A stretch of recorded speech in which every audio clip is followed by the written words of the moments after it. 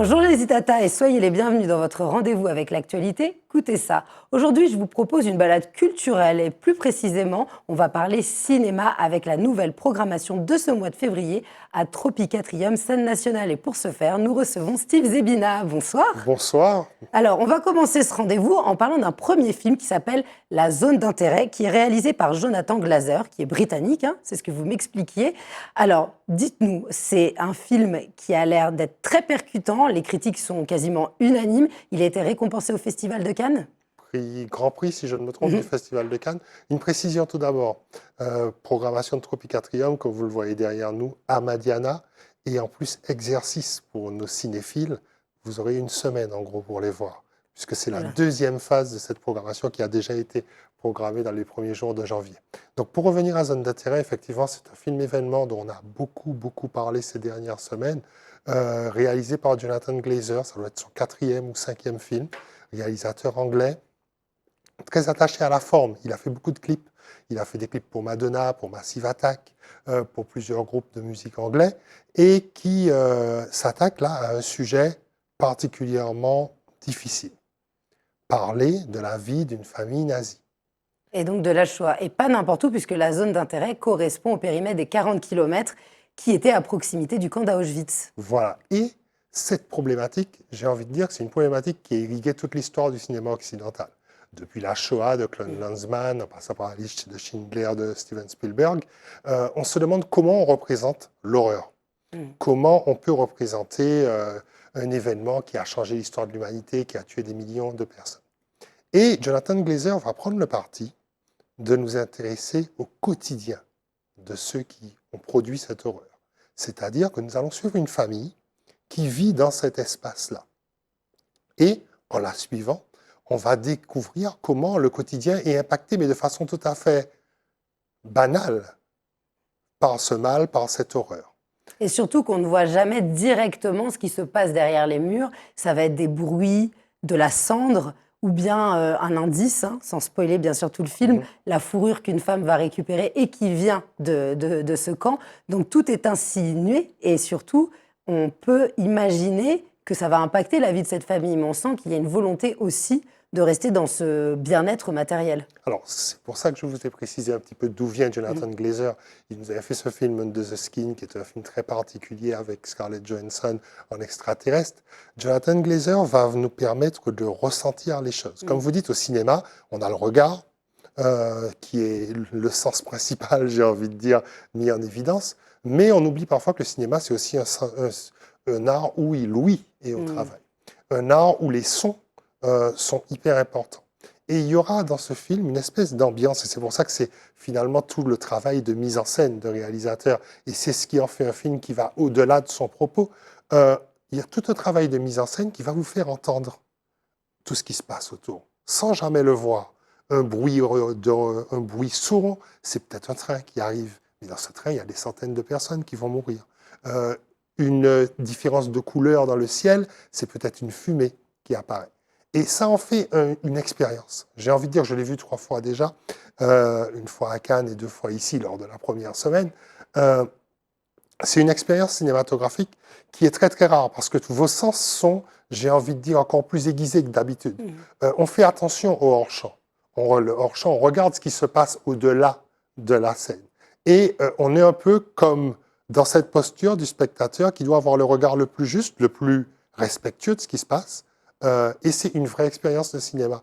J'ai envie de dire que ça résume un peu l'enjeu que nous avons en tant que spectateurs quand on s'assied dans une salle où on n'est pas, on le dit souvent ensemble ici, on n'est pas passif quand on regarde un film. On est confronté à des choses, on est confronté à des images, on est confronté à une musique. La musique est impressionnante, elle est composée par Mika Levy qui avait fait d'ailleurs la musique de son précédent film, qui est aussi une artiste d'avant-garde de la musique londonienne. Et il y a quelque chose vraiment de l'ordre de l'expérience. Et certains critiques l'ont même comparé à Tati, qui est très connu par les couleurs, par le côté très esthétique, où on a vraiment l'impression que tout est rangé, impeccable. On n'imagine pas, en effet, cette horreur, et en même temps, c'est très malsain. Pour pouvoir toucher un petit peu à cette expérience et donner envie, je vous propose qu'on regarde tout de suite la bande-annonce.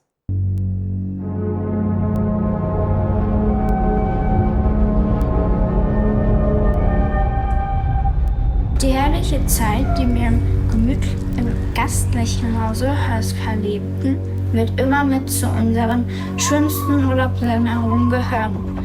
Im Osten steht unser Morgen. Herzlichen Dank für eure nationalsozialistische Gastfreundschaft.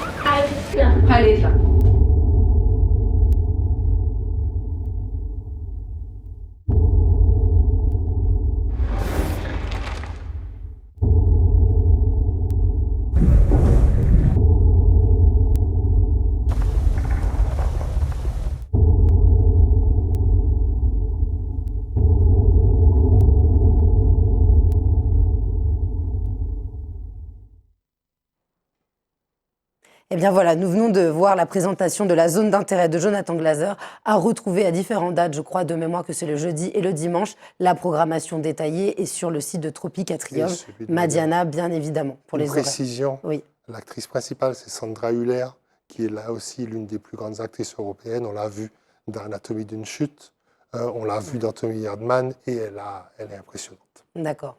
J'espère que ça a donné envie à nos spectateurs et spectatrices. Nous passons à un second film qui, pour le coup, n'a rien à voir. Là, on va s'introduire dans un fait réel qui a inspiré l'histoire et puis qui ensuite a été romancé avec des actrices très connues. Ça s'appelle May December de Todd Haynes. May December, ce n'est pas choisi au hasard comme titre. Ce n'est pas choisi au hasard, c'est une expression qui sert à caractériser, j'ai envie de dire, un couple quand il y a une différence d'âge. Mai, décembre. C'est basé sur un fait réel, effectivement.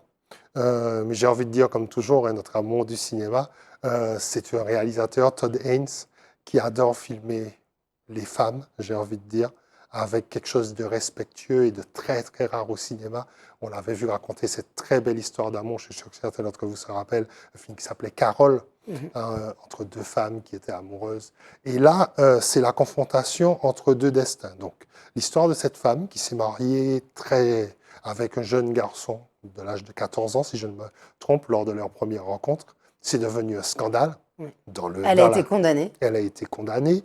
Ils ont des enfants. Ils se sont retrouvés après la prison. Et ils ont eu des enfants. Et on veut en faire un film. Donc, il y a une actrice qui débarque dans cette famille pour essayer de comprendre comment ça se joue. Et alors, l'épouse, c'est Julianne Moore, et l'actrice, c'est Nathalie Portman. Et j'ai envie de dire que c'est une rencontre entre deux grandes actrices qui vont, là encore, parler de qu'est-ce qu'un acteur, comment on peut vivre une telle situation, comment on peut la retranscrire. Comment, derrière ce qui semble, là encore, vous allez voir, ça ressemble presque à une sitcom, j'ai envie de dire. Comment, derrière ce paysage de rêve où il y a des barbecues, où on est autour des soirées d'anniversaire, il peut y avoir un drame. A priori, tout est lisse. Voilà. C'est très, très lisse. Même au niveau de la couleur, il y a un travail au niveau de la couleur qui fait que c'est paradisiaque. Ça se passe dans le sud des États-Unis, à côté d'Atlanta, dans une ville qui s'appelle Savannah. Et donc, on est vraiment dans cette espèce d'espace clos. Alors, c'est bien l'inverse, comme vous dites, de la zone d'été. On a l'impression vraiment que tout est beau. Mais derrière cette beauté, là encore, et c'est ça aussi la magie du cinéma, il y a des drames, il y a des blessures. Va-t-on arriver à les comprendre ou ne va-t-on pas arriver à les comprendre? Je pense que c'est l'enjeu de ce film, qui se voit presque comme une enquête policière, parce qu'on essaie de comprendre ce qui s'est passé. Oui, ça met en perspective la complexité de l'être humain, avec une femme qui va dire, eh bien, ok, j'ai fait de la prison, mais il y a de l'amour, finalement, j'étais franc, j'étais honnête, et puis finalement, je ne suis pas manipulatrice, finalement, on découvre qu'elle l'est. C'est tout ce qui est une personne à certains moments de sa vie, et puis, eh bien, on a des zones d'ombre. Et puis, il y a toute la famille, il y a tout le village, il y a les enfants, il y a l'ancien mari, et c'est cette espèce de comédie humaine que Todd Haynes vraiment retranscrit avec beaucoup, beaucoup d'intelligence. Et vous devez le supposer, entre guillemets, quand ces deux personnages se rencontrent, il y a un phénomène de miroir. On se retrouve dans le cinéma, là encore, dans ces équilibres qu'il peut avoir quand il y a deux actrices qui se rencontrent comme ça. Et c'est un film où on ne s'embête pas une seconde, qui dit des choses, comme je vous l'ai dit, assez profondes, j'ai envie de dire, sur la famille américaine, sur la morale, sur la transmission, et qui en même temps est on sent que le réalisateur prend énormément de plaisir à filmer ces deux femmes et à nous emmener avec elles. Eh bien, découvrons ensemble ce cinéma américain avec la bande-annonce. How do you choose your roles? I want to find find a character that's difficult to understand. Why are they like this? Were they born or were they made? I thought you were taller. You look taller on television, but we're basically the same size. Thank you for doing this. Well, I want you to tell the story right, don't I? They're sweet, aren't they? We've been together for almost 24 years now. It's hard to trust that you're going to represent things as they were. What would make a 36-year-old woman have an affair with a 7th grader? Why do you want to play someone who you think is a bad person? It's the moral gray areas that are interesting, right? He's getting on my last nerve. He's just everywhere I look. Why can't we talk about it? If we're really as in love as we say we are? Insecure people are very dangerous, aren't they?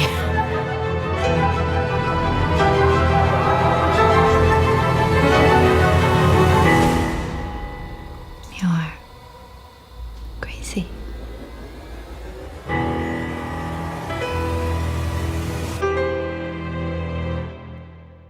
Eh bien voilà, il s'agissait de May December. Nous pouvons à présent présenter le 3e film. Alors bien sûr, il y en a plus, on pourra les citer à la fin, mais dans les bandes annonces, c'est ce que nous vous avions prévu pour aujourd'hui.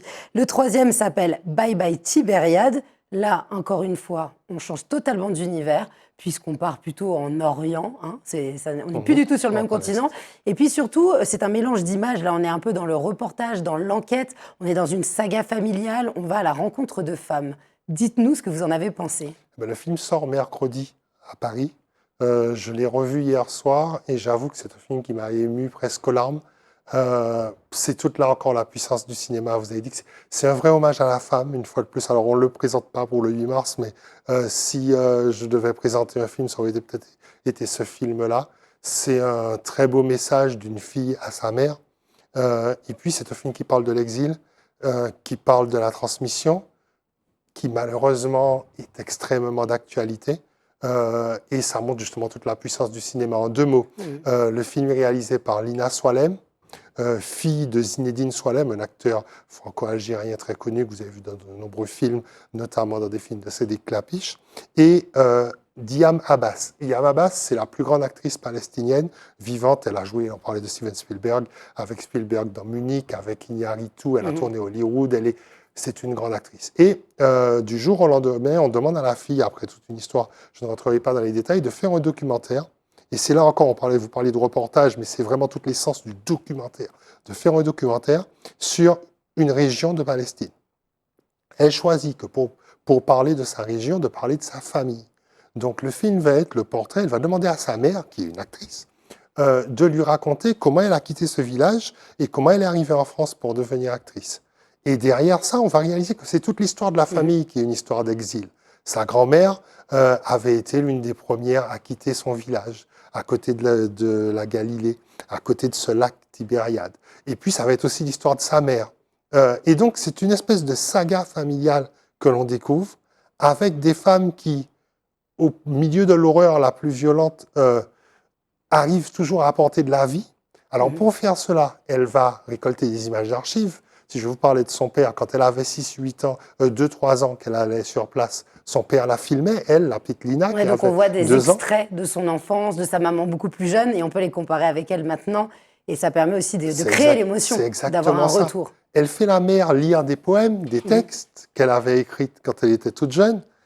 Elle se met presque en scène, refaisant certaines scènes. Donc il y a toute une espèce de dispositif autour du cinéma et qui prouve, là encore, il y en a un autre film qui s'appelle Mamba Pierrette dans la sélection, qui est autour de ça, que le documentaire, c'est vraiment... On s'amuse autant en regardant Bye Bye Tibériade qu'en regardant May December, qui est l'acmé, j'ai envie de dire, de la fiction. Là, grâce au documentaire, grâce à ce qui se passe autour de ces 3 femmes-là, on a vraiment l'impression que c'est toute la puissance du cinéma qui est en œuvre. Toute la puissance d'une relation entre une fille et une mère. Il y a des choses tellement émouvantes. Si vous voyez, quand vous voyez la petite danser avec sa grand-mère... On ne spoile pas, on vous sent beau. passionné. Non, mais c'est émouvant, c'est pas. vraiment très émouvant. Et puis, j'ai envie de dire, et dans toutes ses présentations, elle n'en parle pas obligatoirement, Lina Soualem, c'est la puissance du cinéma qui permet de garder le souvenir. D'accord. Regardons. Eh bien, regardons ensemble la bande-annonce.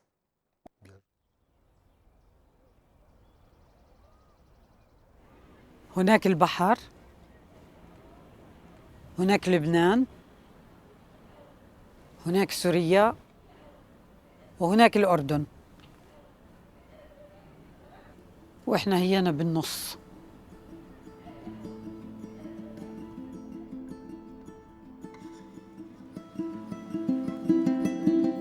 لينا، أول مرة أخذتك على دير حنا، شايفة؟ هاي أنتي الصغيرة مع ست وأم علي، وهاي أنا وهاي أمي. Et moi, je ressemble à qui, du coup? À personne. Et là, c'est nous 4. Les 4 générations.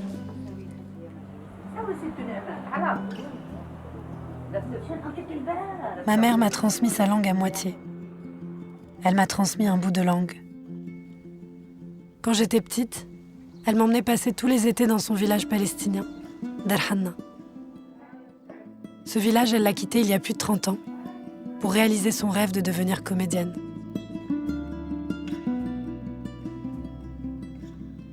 Tourne-toi un peu vers la caméra. عايش بتحبش يا لينا.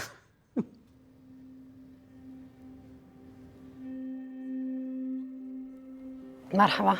اهلا لينا حبيبتي. زمان ومدت. زمان هالقمر ما بان. من وين طلعتي لنا؟ من وين اجيتي حبيبه قلبي؟ À chaque fois que je la questionne sur son histoire, elle me répète « N'ouvre pas les douleurs du passé ».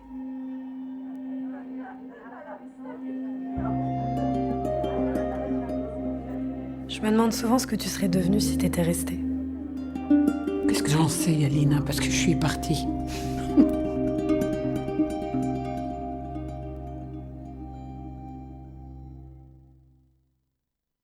Alors c'est un film, on va dire, criant d'actualité au vu de ce qui se passe en Palestine, qui peut aussi te permettre de réfléchir à notre perception des gens qui y vivent, de ce qu'on y voit à travers la presse. C'est aussi ça le cinéma. Oui, voilà, c'est ça. Et puis criant finalement d'universalité. C'est ce qui est étrange, c'est qu'on est vraiment dans l'intime, mais on est vraiment dans le global. On est vraiment, comme vous dites, lié à cette triste actualité, mais en même temps au destin de millions de personnes. C'est pour ça qu'on passe des films. Et puis, c'est plein de vie. Et plein d'espoir, c'est ce que vous m'avez dit pendant la bande-annonce. Eh bien, c'était Bye Bye Tibériade. En plus des 3 films que nous avons vus tout de suite, il y a aussi Frémont, Pass Live et Mambar Pirette qui seront présentés à Madiana. Voilà, c'est à peu près tout. Il y a Anselme aussi, le film en 3D de Wim Wenders autour de ce grand artiste contemporain. Là, encore une autre expérience de cinéma. Il y a des films tous les soirs et toutes les après-midi à Madiana, 2 séances par jour, et on se retrouve très très vite en mars pour une nouvelle sélection qui vient d'être terminée et qui va vous réserver de belles surprises. Eh bien, merci beaucoup pour toutes ces découvertes, Steve. Et puis, je vous dis à bientôt pour la prochaine programmation. Merci les Itata de nous avoir suivis. J'espère que ça vous a donné envie d'aller dans les salles noires. N'hésitez pas, parce que finalement, il y en a pour tous les goûts. Et à chaque fois, c'est plein d'émotions garanties. Je vous dis à très vite pour un prochain Écoutez ça.